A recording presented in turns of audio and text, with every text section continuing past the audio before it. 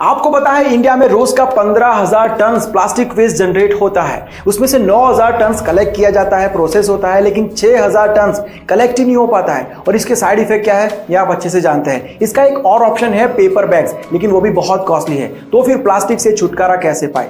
ऐसे में अश्वथ हेगड़े ने 100% eco friendly biodegradable plastic free bags बनाए हैं जो 180 दिन के अंदर डिग्रेड हो जाते हैं और पानी में डालो तो सिर्फ एक दिन में गायब। और बाय चांस इसको अगर कोई एनिमल खा लेता है उससे उसको कोई साइड इफेक्ट, कोई नुकसान नहीं होगा, क्योंकि ये पोटैटो और टेपियोका के नेचुरल स्टार्च और वेजिटेबल ऑयल में से बनता है। ये देखने में बिल्कुल ही प्लास्टिक जैसे ही है, टच करने पर भी आपको बिल्कुल वही फील होगा। एनवायरनमेंट को जो डे बाय डे नुकसान हो रहा है, इस इन्वेंशन की मदद से उसको रोका जा सकता है। ना सिर्फ इंडिया के लिए बल्कि दुनिया के लिए ये एक बहुत बड़ा इन्वेंशन है और इंडियन इन्वेंशन है, तो फिर लोकल के लिए वोकल तो बन ही सकते हैं। आपके मन में कभी ख्याल आया है कि बारिश के अंदर मच्छर उड़ सकते हैं या फिर गिर जाते हैं? अच्छा, आपको यह पता है कि एक रेन ड्रॉप का वजन मच्छर के वजन से 50 गुना ज्यादा होता है। फिर तो बारिश के अंदर मच्छर उड़ ही नहीं सकते। गलत। पानी की बूंद मच्छर को टकराने के दो सिनारियो है। पहला, वो बूंद उसके लेग्स और उसके जो ट्रांसपेरेंट विंग्स होती है उसके ऊपर गिर सकती है, लेकिन ऊपर वाले ने उसको डिजाइन ऐसा किया है कि वो वाटर को रिपेल कर देता है, पानी बाउंस हो जाता है। टेक्निकल लैंग्वेज में कहे तो हाइड्रोफोबिक नेचर है। तो मच्छर आसानी से अपनी विंग्स को शेक करते रहता है, उड़ते रहता है, पानी का कोई टेंशन नहीं है। लेकिन दूसरा सिनारियो है कि अगर वो बूंद उसके हेड के ऊपर या फिर उसके मेन बॉडी के ऊपर गिरी तो तब भी वो सर्वाइव कर लेता है, बिकॉज ऑफ इनइलास्टिक कोलिजन, जिसके अंदर काइनेटिक एनर्जी कंजर्व नहीं होती है, बिकॉज ऑफ इंटरनल फ्रिक्शन। आसान भाषा में एक सेंटेंस के अंदर उसका सीक्रेट कहूं, गो विद द फ्लो। इसी टेक्निक की वजह से वो बारिश के अंदर भी उड़ सकता है। इंफॉर्मेशन अच्छी लगी है तो शेयर जरूर से करना। मिलता हूं बहुत जल्द एक नई वीडियो के साथ। 1992 का एक किस्सा है। एक बार रजनीकांत जी की गाड़ी को पुलिस वाले ने रोका। उन्होंने पूछा कि क्या हुआ भाई? तो जवाब मिला कि यहाँ से सीएम पास हो रहे हैं तो वेट करना पड़ेगा। रजनी जी ने कहा कि ठीक है, लेकिन कितना वेट करना पड़ेगा? तो जवाब मिला कि आधा घंटा रुकना पड़ेगा।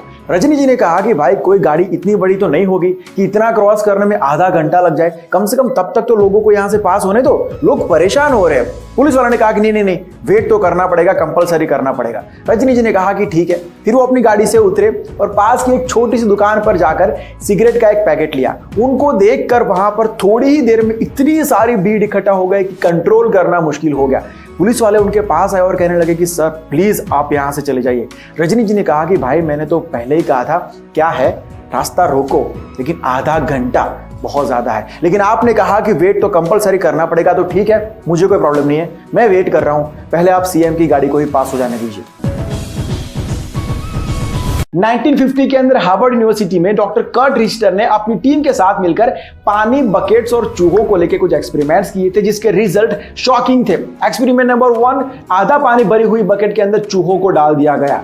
चूहे वैसे अच्छे स्विमर होते हैं, लेकिन यहाँ पर हर चूहा 15 मिनट तक स्विम करता था, उसके बाद गिव अप करके डूब जाता था।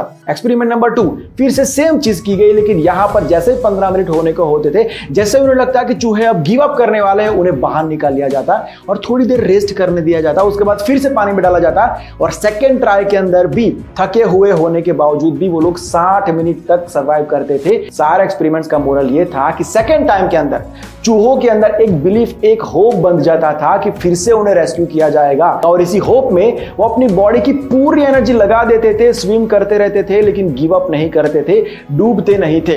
इंसान हो या कोई भी जीव, जब तक होप है कुछ भी हो सकता है उससे।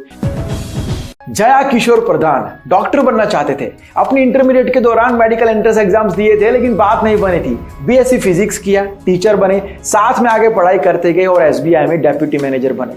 फिर वो घर की जिम्मेदारियां, बीवी, बच्चे, वो डॉक्टर बनने का सपना ही रह गया। 2016 में भाई बैंक से रिटायर हुए, लेकिन वो सपना इतनी एज होने के बाद भी जिंदा था। अपनी लड़की के साथ उन्होंने नीट की प्रिपरेशन शुरू कर दी। 2019 में एग्जाम्स को क्रैक किया और ओडिशा की one of the prestigious medical college में एडमिशन लिया एमबीबीएस कोर्स के अंदर। डॉक्टर बनने का सपना इसलिए था क्योंकि 1982 के अंदर उनके पिताजी बहुत बीमार थे। सही वक्त पर उनको सही ट्रीटमेंट मिली और वो 30 साल ज्यादा जिए। तब भाई ने तय किया था कि मैं भी डॉक्टर बनूंगा, क्योंकि सही वक्त पर अगर लोगों को सही ट्रीटमेंट मिल जाए तो नई जिंदगी मिल जाती है। और ये काम उनको गरीब लोगों के लिए करना है फ्री ऑफ कॉस्ट। जो लोग एक बार अपने सपने को यहां पर लिख देते हैं ना, कैसे भी करके उन्हें पूरा कर लेते हैं। एज, वक्त, हालात उन्हें ज्यादा रोक नहीं सकते।